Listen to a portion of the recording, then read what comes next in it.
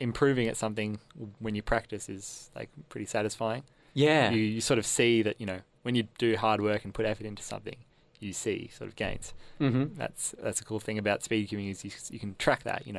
Yeah. If you practice for an hour a day for a month, you'll get better. Mm-hmm. And yeah.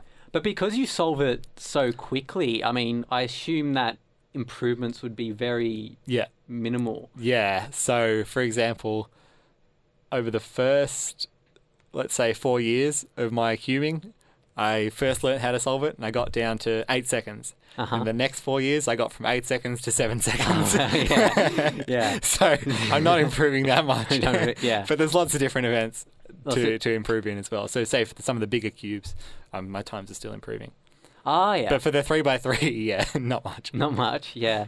And I noticed that what I found fascinating is some people solve Rubik's Cube just like blindfolded. Just like, can you do that? Are you able to? Yeah, I can do that. I don't really practice it that much. It's a lot harder than normal solving. And even like the guys who have the blindfolded records, far more impressive than normal records, I think. Are they able to transition out of the blindfold and still do really well? Yeah, some of them. But you find that in speed cubing, a lot of people are sort of specialists in that they'll practice specific events to become world class at them. Because I think there's 17 different, don't quote me on that, 17 different events in the World Cube Association, which is like the governing body. And so you'll get people who specialize in blindfolded solving, specialize in, big cubes, specialize in other sorts of puzzles. Because to try and practice everything and become world-class at everything is pretty much impossible. Yeah, I could imagine, because there's so many different types. Yeah. And there's different skills, and just because you're good at this, the 3x3 doesn't mean you'll be good at, other puzzles necessarily. But I'm just trying to wrap my brain around how they could do it, or how you could do it blindfolded. Right. So, because you can't see like a cross or anything. No. So you memorize the cube beforehand, obviously. Yeah, so you inspect it. Yeah. And you memorize it.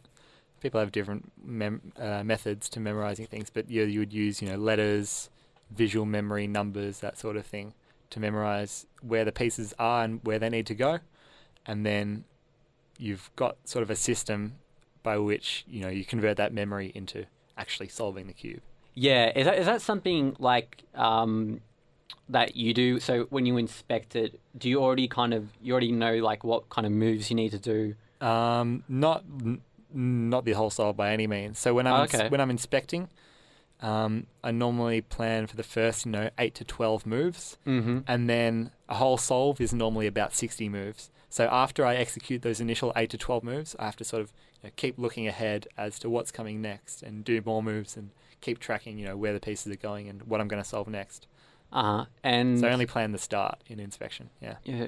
But you still do it so quickly, like under. Yeah, that's the key, I suppose, is being able to not stop and whilst you're solving something, look ahead as to what you're solving next. Do you ever have you ever made a mistake and then you have had to quickly readjust? Yeah, all the time. All the time. Yeah. Yeah, is it a real... That's an art as well. Yeah, so trying to sort of minimize damage. Minimize damage, yeah. How do you go in competition with that? Like when you're trying to... probably not well. Probably not well. Because if you make a mistake, and particularly if you're under pressure in the finals of a big competition, if you make a mistake, that's just going to compound the pressure. Yeah. Is that amongst the elite cubers? Is that kind of the what separates the elite cubers on a given day in a competition? So separates the elite cubers. Like between themselves or them from the others? No, between just that select group in terms of speed. What? Yeah, good question. That's actually a very good question as to what determines. So say you've got 10 guys, they all average 8.5 seconds. Who wins? Yeah, say with maths or something. Yeah.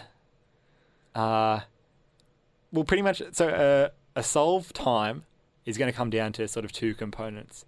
One, it's going to be the number of moves you take, and two, it's going to be how fast you turn. So I suppose it is whoever does the most efficient solutions and turns the fastest.